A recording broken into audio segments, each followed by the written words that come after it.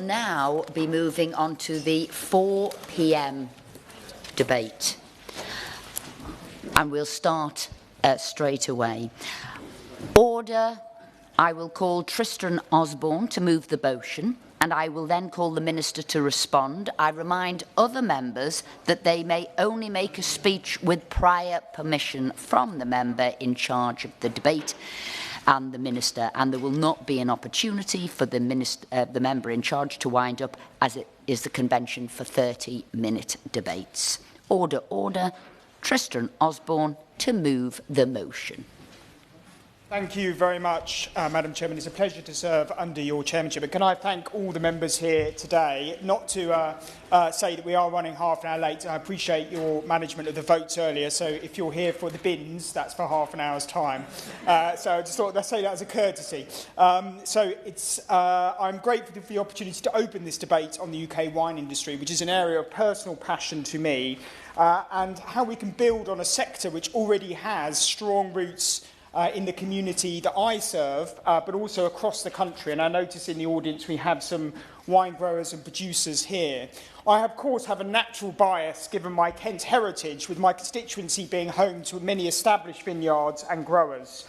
The North Kent Chalk Escarpment has a number of leading brands, including Chapel Down, with its infamous Kitts Coty sparkling white wine and its Bacchus smooth white, Balfour grape wine producer in the Weald and Gusbourne, all established and high-quality producers. But it isn't just about the high-quality producers, it's also about the plethora of start-up businesses, established and small businesses that are growing across our country, from areas not just in Kent, but also in Wales, in Scotland and Northern Ireland as well. And the industry is absolutely a real success story, and one we should be celebrating as a country, represented, of course, by extremely strong voices from the growers, but also including passionate advocates, GB Wines, who've supported me, and the Wine and Spirits Association as well, who, coupled with producers and growers, have been really strong advocates. But they are a small voice, and they need to be heard more loudly. And when discussing the UK wine industry, we are discussing a genuinely dynamic and growing part of our rural economy. Our food and drink culture is part of our natural heritage. It's part of our national story that we should be celebrating. And the UK wine sector has moved from a curiosity perhaps 20 to 30 years ago to a serious contender in the space of a single generation, and it deserves serious attention from governments. The 2025 harvest, for those of you who don't know, has been described by growers as a vintage of outstanding quality. After the driest summer on record, grapes ripened fully, harvest began 3 weeks earlier than in 2024, and estimates suggest production of around 15 to 16 million bottles, potentially the second largest harvest ever in the UK history. And what this demonstrates is that even within the constraints of the UK's cool climate, British growers are now capable of consistently producing high-quality wine and commercial scale through expertise, innovation and careful vineyard management. Very happy to give way to my honourable friend. And would you join me in welcoming Hendred Vineyard to Westminster today, who've been exhibiting the best that they have to offer in the Taste of Oxfordshire that we've had today in Westminster. Would you also join me in saying that now English sparkling wine is actually better than champagne? And would he encourage other MPs to purchase the English sparkling champagne from the shops rather than the champagne? Can I thank the honourable contribution that I made? In fact, I have been to the Oxford fair today and tried some of their wine, and I can say it's outstanding quality. And I know they've been an established producer for 50 years, and long may that success continue. And also, you're absolutely correct. We have been award-winning in terms of our sparkling wines as well. And across Europe now, this is seen as a choice region for many champagne producers. And of course, that sustained growth has been seen over the longer term as well. In 2024, there were 1,030 vineyards in the UK, 87 more than the year before, occupying 4,000 hectares under vine. And that's a 123% increase over a decade. And production now is trending upward too. 21.6 million bottles were produced in 2023. Very happy to give way, yes. I thank my honourable friend for giving way. He was talking about bottles. Bottles are not the only way of packaging up wine. EcoSip, who are an innovative packaging company in my constituency, makes single-serve wine portions. But bizarrely, regulations mean that they can't sell them in 125 millilitre containers. Would my honourable friend think that this is a strange anomaly, and would the Minister care to comment on it later? Can I thank my honourable friend for her contribution? And indeed, different ways of distributing wine have been established in this country through Tetra Paks and others. And so there are innovations that we need to consider going forward. And I think there are lessons to be learned from other European nations around that. So I'll be happy to accept that point. And of course, demand is rising in whatever form. Sales of domestic wine increased by 10% in 2023, with sparkling wine sales up 187% since 2018. So this is a real success story of our rural landscape. Very happy to give way. Thank you for giving way and for securing this really important debate. Somerset is more often known for its cider production, but I have a brilliant multi-award-winning winemaker, Smith & Evans, based in Alla on the Somerset Levels. As he rightly points out, sales of UK wine is increasing, but there are difficulties. Both the tax thresholds are hampering growers' innovation, but would he agree with me that the government must justify the cumulative cost burden of EPR glass packaging and alongside those rising costs? Can I thank the honourable member? And absolutely, there are challenges within the industry. In fact, a number of those you've raised, I'll raise in a moment. But what I want to do is as an overview, give the success of the sector as my first point of call, because there are a lot of hard-working wine growers and merchants, and this is an industry that, despite some of the challenges, is already showing real success, and one that we need to support. But I acknowledge your points and will raise some of those.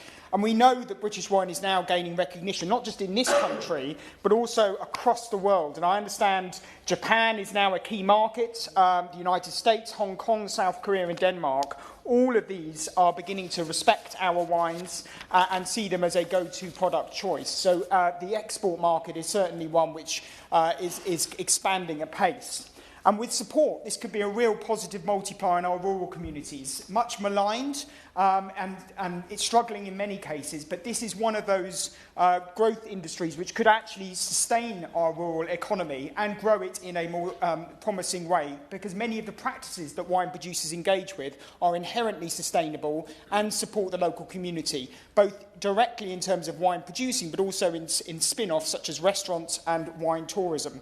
So I do have a number of questions. Yeah, absolutely happy to give way. Thank you, member, for giving way. And I know that he's professionally trained as a teacher. Plumpton College educates many of my students in Mid-Sussex. And last year they pledged £500,000 fully funded of training in the wine sector. Does the honourable member agree that to grow the wine industry, the government also needs to support skills development to support rural economies and communities?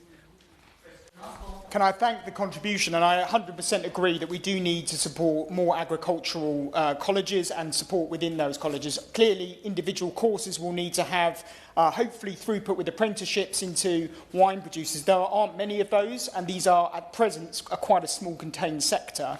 But I absolutely agree that as the industry grows, we need to be encouraging skills development in that space. And I have a number of other queries similar to yours. Firstly, if we look at the government policy, some of these are not expensive interventions that the government could do. So support for wine tourism. Apparently 19% of our domestic wine is sold directly at the cellar door to visitors and local customers. And these are not just transactions, they are experiences that anchor vineyards in their communities. They create hospitality jobs and bring people into rural areas. And a carefully designed relief on duty for on-site sales would not distort the market and threaten revenues, but would empower producers to grow sustainably. And it is in this sense the growth of the sector. If we can offer small-scale support at this stage of the industry's growth, we can actually realise and return greater revenues later. We also need to accept that we need to safeguard what British wine actually means. Consumers deserve clarity and our producers deserve protection. Wine labelled as English British or UK made should genuinely be made from 100% British grapes, and labelling reforms should enhance transparency rather than create loopholes. At the same time, we need to be aware that the regulatory changes that could undermine domestic sparkling producers, instead allowing domestic producers the opportunity to make an English Prosecco, like PGI category. Adding to this, it is vital that we don't dilute standards that are recognised internationally. And of course, as has been mentioned, we need to support education, research and development and promotion of skills. Much of the grant funding that was once supported equipment, education and research has fallen away over the years. And in my view, if we are serious about growing a high-value rural industry, which is already showing this growth, strategic investment in training, as has been mentioned, research and overseas marketing is not just a luxury, but overseas growth. We know that we operate in a global market, and competing wine nations, including many close to us in France and elsewhere in Europe, are providing this backing already to their industries. And so we need to be in this space to ensure that our producers have that competitive, equal playing field. And on exports more broadly, the reason why is no new wine region has succeeded internationally without state backing initially. And if we want English wine on shelves in Tokyo, New York and Copenhagen, government must be a partner. And that is why I think supporting wine producers in expo conferences, in trade fairs, is absolutely critical. And small amounts of money to support advertising in these locations could generate significant throughput and significant expansion in exports. But you are right, my colleagues have mentioned taxation, and what I see is that we need to be open to considering a level playing field. When it comes to small cider production and beer production in this country, tax relief is offered at the cellar door, and I believe that with small wine producers as well, that could be something that the government does consider. And I understand a statutory review of the system is due in August, and I would encourage ministers to perhaps lobby their colleagues in Treasury, much as that might be tricky, to look at both the level and methodology of wine duty to ensure it supports rather than constrains this growing sector. And I understand the challenges with Treasury might be significant, but nevertheless it is worth me just articulating that. On packaging policy, of course, there are real challenges. Under EPR, or Extended Producer Responsibility, the fee for glass is around 8 times higher than other comparable European schemes. And whilst an advocate for our environment and also the sustainability of many workplaces, we know that the wine industry does rely on glass as a premium product. And this is problematic. Double charging does have an impact on communities. And I do ask that EPR fees are reviewed in light of perhaps the size or turnover of company and in light of the scale of operation that they are utilising. And perhaps there could be some accepting the premise of extended producer responsibility, but some areas of that could be looked at. Land use planning as well must recognise the unique nature of vineyards. They are not simply farms, as has been mentioned, but they are rural assets. They are agricultural enterprises producing high-value crops, but also tourist destinations attracting visitors in local economies. And I can say that as Balfour, which is a Kent-based vinery that I've had the pleasure of visiting, now offers a bespoke restaurant and a hotel. And that is standard with many vineries now. And some are aligned to pubs and other hospitality venues.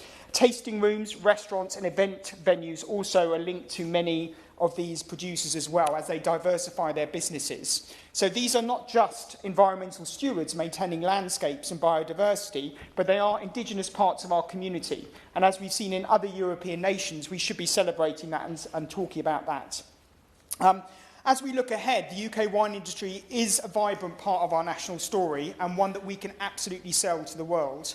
And I believe that the vision is aligned to our government's vision in our strategy of creating a more dynamic rural economy and supporting the economies of the future. Because as our climate changes, this is a space which is only going to grow. And I believe that we could build those jobs and pride and deliver on world-class British produce in our communities.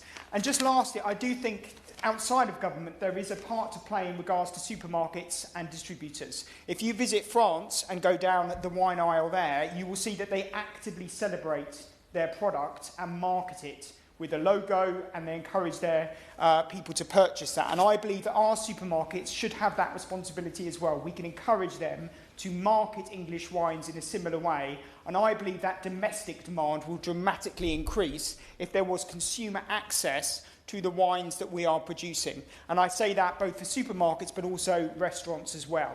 And I think that the industry itself is now going through that phase at the moment. There will be movement, there will be tumult as new vineries open and close, but fundamentally in 20 years' time, I believe the sector will be double, triple the size it is today. And so I believe the government should be enabling that as much as possible to ensure that our rural economies benefit, but also we get the pleasure of tasting the best wine in the world. Thank you. The question is that this House has considered the UK wine industry. Minister. Thank you very much, Ms McVeigh, and it's a pleasure to serve with you in the chair in this chamber today. I congratulate my honourable friend for Chatham and Aylesford for securing the debate and for his work in championing the UK's growing wine industry. It's particularly good he's managed to get it in dry January, but there you are. Nearly over, yes. The UK has always been a major trade hub for wine. We're the world's second largest importer of wine by value and volume, bringing an estimated 1.7 billion bottles every year. The UK is also the 11th largest exporter of wine, so it is very much a two-way trade. This scale and connectivity matter. The UK's role as a global hub anchors expertise and investment across bottling, logistics, retail and export, increasingly, as we've been hearing from my honourable friend today, also in viticulture itself. Our domestic wines have also earned a reputation for exceptional quality. This is demonstrated by the 9 gold medals awarded to English wines at the 2025 International Wine and Spirits Competition in London.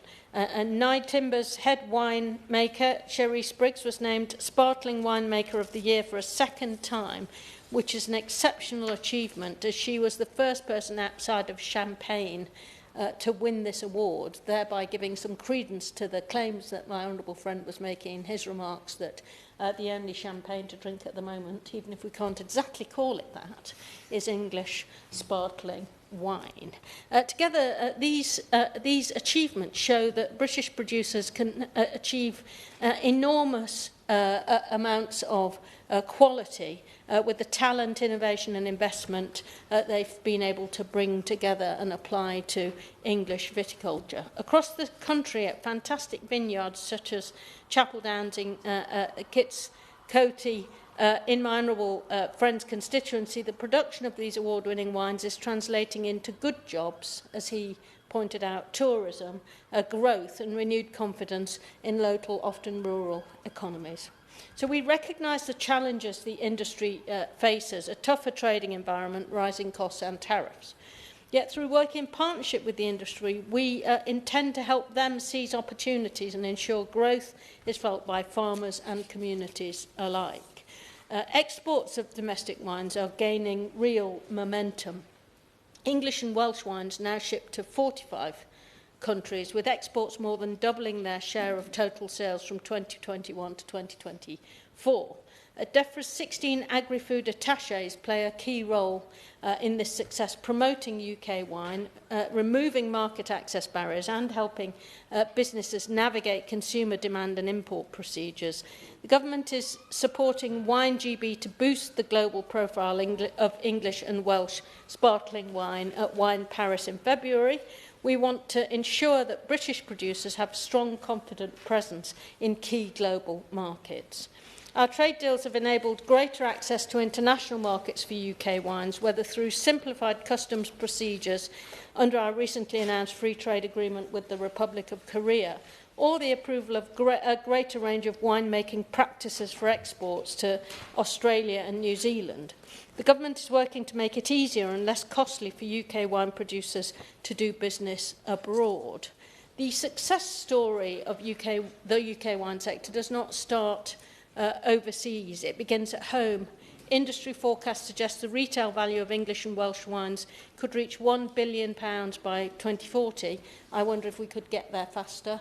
With more than 1,100 vineyards and production exceeding 10 million bottles. Viticulture, Ms McVeigh, is one of the fastest growing agricultural sectors in the country. The government's committed to supporting this growth. Through the Farming Innovation Programme, we've committed at least £200 million through to 2030 to support for viticulture. This will help producers invest, innovate and plan with confidence. And just on the single-serve wine portions, can we change the regulations? There hasn't been a decision yet on reforms, but we're keen to engage on ideas of innovation, including this on single-serve wine portions. So please keep in touch with me and the department on this innovation and other types of innovations to see whether it's worth our while changing regulations which may now have become out of date. Now, the government wants to support the growth of the industry through our farming innovation programme. Tourism is a vital part of the success, as again my honourable friend pointed out. In 2023, around 1.5 million visits were made to vineyards and wineries, with tourism accounting for roughly a quarter of income for many estates. This is about jobs, it's about economic opportunity, it's about resilient rural economies. Now, the government is committed to supporting this vision, including backing regional identity initiatives. Our ongoing efforts will ensure that regions gain the recognition they deserve both at home and abroad. In terms of the cellar door relief that my honourable friend mentioned, I would certainly welcome any data that he could provide me with and the industry could provide me with to see how we might deal with this. We have to get some evidence before we can make changes to the way that such relief is given. So if the evidence exists out there, I suggest strongly that my honourable friend gets in touch with the wine growing bodies so that they can present it to us and we can consider it. Now, he mentioned packaging reforms. The government's committed to moving towards a circular economy which delivers sustainable growth and reduces waste. Our collection and packaging reforms, including extended producer responsibility and the deposit return scheme, are designed to drive investment in modern recycling infrastructure. Extended producer responsibility is already used successfully across more than 30 countries and is a proven way to increase reusable packaging in the market and support improving long-term environmental issues. I understand the point my honourable friend is making, but we have to move forward and try to get into a place where we can recycle much more packaging and ensure that it doesn't go to landfill. The government recognises the pressures that alcohol producers are facing and we want to assist in any way we can. Now, to conclude, I just want to say something about skills. The government's committed to upskilling the workforce and we're working closely with Skills England and the DFE on the growth and skills which includes apprenticeships. And again, if my honourable friend wants to convene the industry to talk about how that might be applied with respect to viticulture, then I'm more than happy to hear what he has to say when he's done that work. So, Mr McVeigh, to conclude, the growth of the UK wine industry is impressive, but we're only just beginning to realise what its full potential might be. It's about far more than bottles sold or medals won, although they're very, very important and we celebrate them. It's about skilled jobs, thriving rural economies and the confidence that comes when communities see growth and opportunity on their doorstep. This Labour government believes in backing British industry, supporting working people and building an economy that works for every part of the country. That's why I'm committed as Minister to working closely with the sector to drive innovation, expand exports and ensure that rural communities across the UK share fully the benefits of the success of this story.